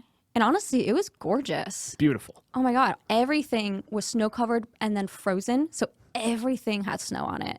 Hadn't blown off. It was gorgeous. My eyelashes froze. My base layer, I had my one base layer, it came up. It was kind of like a built-in gaiter, so you could put it over your nose. Yeah. I would take it off, and all the snot would instantaneously freeze. I remember. And I'd put it back on, and it was ridiculous. My hair froze. The eyelashes were the funniest part to me. Sorry, that's getting comfortable. I think she wants to go. I think she wants to go back to her seat. Bye. Is she going to go back to her seat? Probably. She going right on the floor? I think she wants to sniff around. Nope, she's going back. Look at that. Look at that. Good puppy. It's her comfort zone. Oh, okay. Anyway, yes. And I remember everyone thinking I was crazy for doing that. And I'm like, it's going to be fine. I was a little nervous, but I was like, it'll be fine. I was just more nervous about being that cold. It's never fun. I remember at the top, there wasn't that much wind, so it was nice. But I think I made the mistake of taking off a layer of gloves so I could take pictures. The pain of the coldness on my hands, it wasn't cold, it was painful. I remember you guys ended up giving me every hand warmer you had, because I was putting my hands between my legs, just freaking out, because I'm like, holy shit, this is so cold. It hurts so bad. That's how cold it was. But you didn't realize it because you're moving. We only realized it when we stopped at the top. Yep. I had to put my extra layer on, and then the hands, and I didn't spend too much time up there. I mean, Daniel's Daniel, so he did. I remember that. Don't know how, but he did. And yeah, but it was, I don't have a bad memory of that hike at all. Still the coldest cold hike we've done, I think, though. Yeah, right? I only knew it was -20 because I ran into a guy and he had a thermometer on the outside of his jacket. And he's like, yeah, it's a -20. I'm like, no way. No way. I think it was supposed to be negative. I know it was supposed to be maybe in the negatives, but -20. I was like, the coldest hike I had done at that point was 0 degrees. So I was blown away by that. I was like, I can't believe it's actually and it was an actual thermometer. It's not like he just made it up. It was literally -20. I was like, that's crazy. What am I doing Well, out the here? news was saying not to go outside. Yeah, they didn't want you outside at all. And So we're we just like, climbed a yeah, I mountain. think we're going to go on a hike up a mountain where it's even colder. Okay. Now, do you remember from September 19th, 2021, Dick's Mountain? Yes. Gosh. Still talk about it to this day. It's a good memory. So I like telling the story. Please. It's a story where I'm right. So, obviously I like telling the story. Yes. We didn't give you enough credit that morning. So this was Lauren's idea to go to Dick's. And I did not, I had gotten into that car, agreed to go on this hike with the thought we were doing 8 miles. We weren't doing the whole range. Wrong. I was wrong, because then we're almost there and Lauren spits out, no, we're doing the 12-mile version. I'm like, it is 10:30. There's no way. There's no way. I started freaking out. And then we decided we're going to add on, East Dix or something, where you have to go and then come back to the trail. It's an additional 2 miles. And I'm like, guys, what are we doing here? I remember being a little upset in the car because everyone was like, oh, we'll be fine. Giving me shit for getting annoyed almost, because I did not agree to go on a 14-mile hike starting at 10:30. I think it was more 10:40. Was it 11? Close o'clock to 11 when we parked the car. Yeah. And so I was like, oh, this is not going to be good. I remember it was after East Dix. We took a break. It was 4 o'clock. I'm like, guys, we still have a long ways to go, and it's 4 o'clock. And no one wanted to hear it from me. No one wanted to hear it from me. And then we make it to Dix. And I love Dick's Mountain. I want to do it again. It was beautiful. It was beautiful. And honestly, it wasn't that difficult. It was obviously your average Adirondack hike, but it wasn't I was dying. I still felt pretty good. And then we go down what we think is the trail down. And then we started talking about Duncan, we try not to talk about food, but we're about to go down so we can start talking about food. We don't have that much further to go. And then once we're down a lot of ways, that's when we realized we're on an old trail. We weren't on the new trail. We were on an old trail, which added another 2 miles. And we were so far down, none of us were like, yeah, let's go back up. Nope. There's no way we were doing that at that point. We just have to keep going. And then we did see, I do remember seeing the sunset in the mountains through trees. Yeah. No, we That was really pretty. got there for the sunset. But Probably later than we then- wanted to be. Oh yeah. And then, yeah, I remember it was just an old trail. So it was very overgrown. You couldn't really see the trail markers anymore. We relied a lot on Izzy to know where to go because she could smell where people were. She was a lifesaver that night. She was. She led the way, and like she's a good dog because she had a mission and she was going to stop until her job was done. She kept coming back and checking them around the back. Like, great dog. Oh my gosh, she was such a good girl. Can I chime in? I do remember at the end, near the end, when I kept saying I wanted a seltzer. Oh my god. All I wanted was a seltzer. I remember at one point you using some water to clean off the Yeah, mud off your legs. Everyone was out of water. I was the only one with that, like a decent amount of water left, I guess. So I figured, okay, like it was really bothering the mud on my legs were just like really pissing me off. So I just used a little bit and everyone stared at me like, are you fucking kidding? Yeah, I remember. I was not thinking. I was just like, oh, I didn't realize everyone was out of water. Like I had no idea. I remember you kept talking about seltzer. But I'm like, okay, he always wants a seltzer. He's just craving a seltzer. I didn't realize everyone was like in dire need of hydration. So then I was like, oh, okay, like, yeah. And then we were taking the Sport Mio shots straight into the Yes. mouth without the water, Yeah. which was kind of Because eventually bitter, I did but run out of water. At it some did help, point, though. Yeah. Yeah, we ran out of water. It was dark. And then we were just talking earlier about what it's like in the dark when you're hiking. You have a couple miles left. It gets to you, it gets to me mentally. And like, it feels like you're never... I mean, literally, like, Brittany was struggling a little bit, too, because her feet, something to do with her ankle or something. And I remember her looking at a lean-to that we passed. She's like, Mel, what if I'm so close to just, like, going to sleep in that lean-to. I'm like, no, like, we can't. We got to keep going. We're so close. It didn't feel like you were close, though. No, it didn't feel like we It were didn't feel close. like we only had a couple miles. You know, it really didn't. It felt like we had all eternity to go. Then we get back to the car. It's like 10:30. Later than that, It was about that time. 10:30. Yep, I got my seltzer out of the trunk. You finally got your Got my seltzer. warm seltzer. but it Very was a good moment. Lovely seltzer. Oh my gosh, yeah. I just remember being relieved we finally made it and we were out of the woods. And I mean, looking back on it, I still like that hike. It's a great memory now. It's good. It's a good story. But yeah, I didn't get home until like 3 a.m. I remember at some point we were almost home, and I remember the road started to look like I had double vision. And I was like, not like I was falling asleep, but I was actually like, I felt like I was freaking hallucinating or going delirious. But then, yeah, we finally all got home, and then you had to go to work. I don't even know if I don't think No, you I went slept. straight to work. Yeah. So that was a crazy, crazy time. But I mean, I just want to point out I wasn't wrong. No, you were right. We Everyone didn't was give saying you I was overreacting. any credit that day. Do you remember July 12th, 2020, Guardians of the Highlands? Oh, yeah. How could I forget? Yeah. Never finished because I sprained my ankle about, 5 miles in? Just about. And we were trail running downhill, and my foot got caught in a rock, and I went down, and I swear to God, I thought I broke my ankle. 'Cause I thought you broke I your heard a ankle. snap, and it hurt like hell. Like I was so afraid to even look. I remember freaking out and like having an anxiety attack over just looking at my ankle because I thought it was broken. I'm like, I can't look at that. I don't want to. And eventually everyone convinced me, like, take your sock off.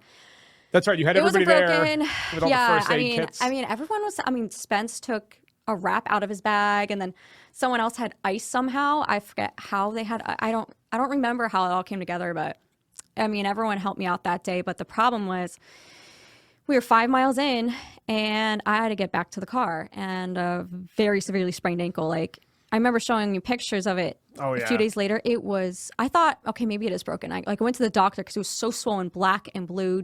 It looked awful. It looked rough. But it was just a bad sprain. But yeah, I remember the way we took back was supposed to be less, treacherous or difficult trail because of my ankle, but it was longer. It wasn't 5 miles, it was like 7. So 7 miles, I'm trying to like limp on not go on my ankle. I mean, at that point, I just did a little bit just to get through the day. I mean, sometimes when your blood's pumping like that, you don't always feel everything. So I was just trying to get through it, but what a day. And then I was out for like 3 months. That was, of course, in the summer. I know. And so I was out for like 3 months in the summer. My next hike wasn't until Bull Hill. Yep, that's right. I In forget September, exactly. early September. Yeah, and I was out of shape. I remember feeling it on Bull Hill. Like, it's not a difficult hike. Like, it's obviously uphill. Every hike is, but like, I was like, and then we did Giant not too long after that, and I struggled. I was That's like, right. oh shit. I was so annoyed. I was so I remember, annoyed. because I do remember you went on a camping trip too. I had an air cast. Just the air cast, yeah. right? It was what it was. And it wasn't, I mean, I just did the camping. I mean, we had to walk a Yeah, it little wasn't bit. too bad, but It wasn't too bad, but like, that's how much FOMO I had. I'm like, I don't want to miss everything. I gotta make some stuff work.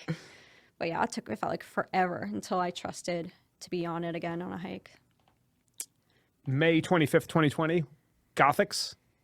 I remember when we did we did like Pyramid, Gothics, Armstrong, and then Indian Head, and That yeah. was okay. Yeah, that was Yeah. that was the time. Yep. Yeah, no, I love that. I love that hike. I was very tired by Indian Head. I remember I had an energy drink on Gothics, which I think upset my stomach a lot. So I was like nauseous and shit. And Brittany was with me, and she's like, "Oh yeah, if you have to throw up, just let me know. I'll look the other way." And then, she's like, "Okay, like right around the corner, we're almost up." And like we'd never be almost up. Like Indiana was weird on the way up there. Like I was like, "Okay, 800 feet up, that's not bad," but it felt like you were going forever. And it was the end of a very long, like 15, 16-mile hike. It was a long day. Yeah, but I love Gothics, and I think Armstrong was my favorite part, the first one we hit. Is that right? Yeah. Yeah, but I remember that being a good day, even almost getting sick. But Was that the next time we went to that was the next time we went to the Adirondacks after Giant Mountain, wasn't it? The first time we went? I think it might have been, because that was September 2019, Yeah, I and don't then this was remember. May 2020. So that might have been our next trip to the Adirondacks. possibly, yeah. Much improved views from the first Oh time. yeah, got views the whole day. It was a beautiful day, I remember. And I remember going from Gothics to Pyramid. It was so pretty. It's like my favorite part, I think, going from Gothics to Pyramid, because you got views because you're like on the ridgeline, I think. Mm-hmm. You got views the whole way there, and then went down, saw the falls. Did we see the falls? We did. Okay, yeah, very pretty. And then on our way up to Indian Head, which almost killed me, but We gotta go back there at some point soon. I know. The only thing is, like, they don't allow dogs in that part of the Adirondacks, which sucks. now Kiva. Yeah, I know. But that's okay. Can't bring her all the time. Well, she has yet to even go on a hike at all. She's only 4 months old. We definitely. Oh, she's looking at you. She knows She's it's like, coming. "What are you talking about? I thought I was gonna have an easy, luxurious life. You tell me this now." I want to ask you about this last hike, December 21st, 2019, Panther. The winter one. Yup. Laughing because I showed up to the hike hungover from a Christmas party I was at the night before. It's a Saturday, I believe, and I was struggling. I was not well, and someone offered me some edibles to help me get through my hangover, and it was a Nerds Rope, so I only had this tiniest little bite. I think halfway up, I realized I was extremely high, to the point where I started getting paranoid. Like I really thought I could fall off the mountain. I remember you being very quiet on that hike. I'm always very quiet when I have edibles or anything, because I'm just dying in my head, and and I was hiking, I'm very hyper focused where my feet were going, because I was like paranoid I was going to slip and fall. And so, but then I remember, I don't think I realized how high I was until we were at a viewpoint, and I remember leaning up against this tree, which was covered in ice, and I just remember holding it, and then it took me a few seconds. It was a very delayed reaction, being like, wow, this is really cold. And I'm like, oh, that's ice I'm leaning up against with my bare skin. Got it. All right. We all took some of that Nerd Rope. I know. And so the whole crowd of us was oh my God. high. Oh my God. Really high. I remember it being fun, but so I was it's definitely so taken fun. back of how much it hit me. I did not intend that at all. And I was just pleased out of my mind. It was funny. It was funny. But then when I saw the view, I was like, holy shit. My first winter Catskills view was awesome. There are a few good pictures of us all just staring at that view pretty intently. Yeah, definitely. Is there a piece of equipment that you find to be your favorite or that you would recommend to people? My Sony camera, which I got a year ago, A7 III. Sony A7 III? Yeah. It's an Alpha series, mirrorless camera. Yeah. Everything. I mean, another thing about Daniel, he taught me everything I know about cameras, and how disappointed he was when he saw my camera on auto the other day. Oh, yeah, that's right. You let the teacher see you cheating. Sometimes, just don't trust myself to get the settings right. And if it's something I really want good pictures of, I'll put it on auto. And then, but if I have more time, then I'll play with it. But if I'm going to be kind of rushing, taking pictures, I'm like, okay, just got to keep it on auto. But he was very disappointed in me. I was like, damn. But you're learning. I'm still learning. I mean, photography's not it's not a simple thing. So Uh-huh. there's that. And then I guess hiking wise, obviously, I try to bring as little as possible, to be honest, just so I'm not carrying so much shit. But Yeah. water bladder is important because I hate having to stop, take my water out. You know, just having it right there in a hose is like a lot. A lot of people recommending water Yeah. bladders. Yeah. And for me, I'm more into like the clothing for like winter hiking and stuff. For me, like I really get into that stuff because again, I don't want to carry a bunch of layers. So I want to make sure I have the right layers. So I don't need to keep putting on more and more and more layers. That Yeah. makes sense. Is there a piece that you have that you don't want to leave the house without? Well, base layers for me are big because I'm always end up just in my base layer, maybe a vest because I get hot. But I just actually bought this for Montana. It's like it's from North Face. It's like a zip up, but it's like a micro fleece. So it's like not a heavy fleece. It's like a lighter fleece, but Yeah. the fleece is still there to keep you warm. I love it. I like lived in that thing in Montana. I loved it. There Kept you me go. warm. It was thin though, so I wasn't like hot. I don't know how to explain it. It was very cool. I think it's called the Future Fleece from North Face. There you go. Yeah. Yeah, that's my favorite right now. I don't know. I just got a pair of Salomon shoes, which I'm obsessed with now. Did you wear them in Montana? I did, and I got too close to a fire one time camping, and I melted a little bit of the end. But it's still functional, and you bet your ass I'm going to wear them anyway. Are they so- boots or trail runners? They're Like they're a mix. hiking shoes. They're hiking sneakers. Hiking? Okay, Yeah. all right. I'm going to have to take a closer I look. don't know how to explain. Yeah, I wouldn't call them trail. They're not thin or small enough to be trail runners. They're just good old hiking shoes. I hate the ones with the higher ankle because I always get blisters. So, but those are very important. And I need new ones for the winter. Me too. My quote unquote waterproof Columbias are not waterproof anymore. I mean, we intend on using them this winter too. Yes, So. definitely. So okay, when you started Proactive, did you see it being where it is today? And also, what are your goals for Proactive in the future? Did I see it being where it is today? No, I don't know. I don't think I did. Yeah. I'm happy with where it is today, though. Yeah, I no, don't me think I too. would change anything, Right. honestly. Yeah. So right now, I see it as more of like a social club and a hiking league and a life brand, more than Yeah. like an outdoor brand. Yeah. Does that make sense? Yeah. It's a lifestyle. I mean, It's like a lifestyle brand Yeah. Mm-hmm. more than anything else. And my goals for the future, I actually just was thinking about this not too long ago because I was doing a frequently asked you are questions on always the thinking website. about it, though. You're always on like, okay, Always what's next? thinking about it, Yeah. what I could do with it, and where it could go. Yeah. I just mentioned this the other day to one of the other guys that the main goal is to acquire property, Right. kind of like the Adirondack Mountain Club, and just Yeah. have these places in every region where we can go and Like a clubhouse. have the members Yeah. stay there and have it be something that can get passed down through the Yeah. generations, honestly. I would love that more than Yeah. anything. On another angle, my goals are to next year really focus on the challenge, the Proactive Challenge, because this year I'm Yes. doing the test run for it. Yeah. You know, I have a small pool of people, but it is an interesting Yeah. competition, a weird I feel dynamic, like I'm in you know. last place in this challenge. No, you're not. You're really? still in the top 10, Mel. Really? Yeah. Wow. There's still people below I feel like you. I haven't gone out in a while. Yeah, but you know what? Those points are slowly accumulating. You know what I mean? So I really want to focus on the challenge and bring new people into the group. And from there, I have a lot of different things I'd like to do. Yeah. We talked about even like making it a reality. Could you imagine if we had a camera in like some of these trips that we do in like the Unbelievable. cabins and shit, like just the stuff that happens, or Yeah. even a camera following us on hikes, like the stuff we talk about, like We have to be expecting a nice day and then I have a know. camera crew and then just shit goes haywire. Dick's Mountain. Like or- exactly, Yeah. exactly. Those would be really interesting episodes. Well, you have a podcast now, which is what you were talking about for a while. See, that's funny because if you would have asked me that question a year ago, I would have said the goal is to do a podcast. Right. And now we're 7 episodes in here. So happening. You're doing it. And I think you've learned over the years that even some of the craziest ideas, I tend to try to follow through with. You do. I do. Yeah. I really do. Yeah. They're not just like some people just have these ideas, right? But they never follow through. The follow through's there. Follow you through do is give it a good try every time. Word association, Mel. Okay. All right. Contentment. Yeah, I always get people on this word association thing. Contentment. Peace. Hawaii. Fun. I love Hawaii, actually. I know you do. That's why I Good threw it out hiking in there. Hawaii. I don't know why I thought fun. I'm not good at these. Nobody is. I'm learning. Joel was okay. Snow. Hiking. The Adirondacks. Do I have to do one word? No. Phrase, word. Good memories. Mental health. First word comes to mind is struggle, because it's always a struggle. It's about getting through the struggle. So struggle. Struggle. Mountains. Happiness.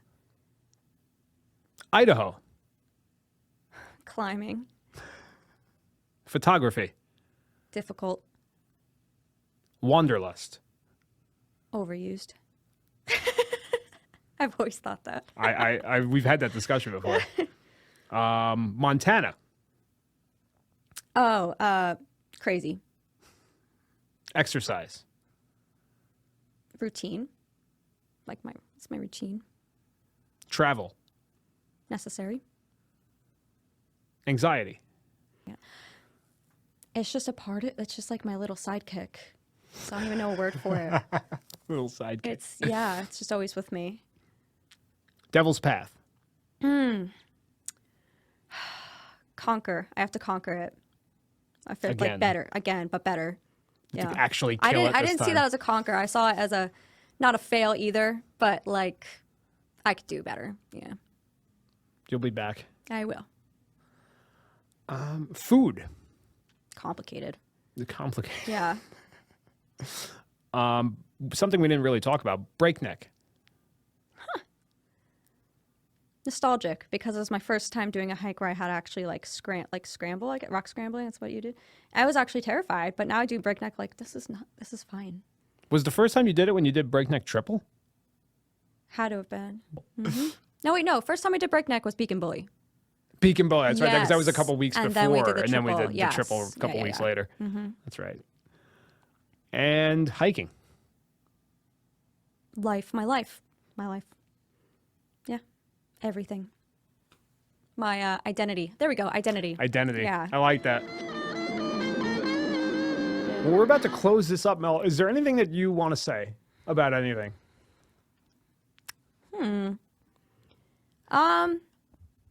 I don't know. I feel like as a just looking back, like I think it's important to know, especially when you're younger, like it's okay not to know what you want or what you want to do. Like before I started hiking, like I was so lost, which also had an impact on my mental health, right?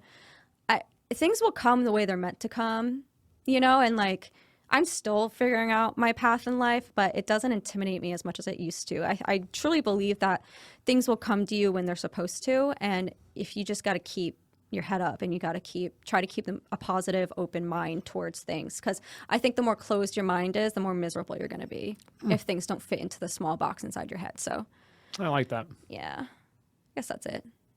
Awesome. Well, can people find you on Instagram? Of course. Where can they find you? Okay, so my username is it's Mel Lee, but it's my first and middle name. So Mel and then _ Lee, Leigh. Yeah. Awesome. Mel, thanks for finally doing this. Yay, I know. This is a great so time. Happy. Yes. All It's a good right. time. That's Mel. I'm Joe. You can find me at Proactive AHW on Instagram, YouTube, TikTok, Facebook. That is Jarod, and that is it. Woo! Boom. Another one bites the Does Kiva want to say anything? No. No. Doesn't She's look just like a big. She's just plopping right now. She doesn't have much to add. She is adorable. I know. She's a new member. New member of Proactive Future Hike. Kiva's going to be Izzy's Understudy. understudy. Exactly. Yeah. Second in line.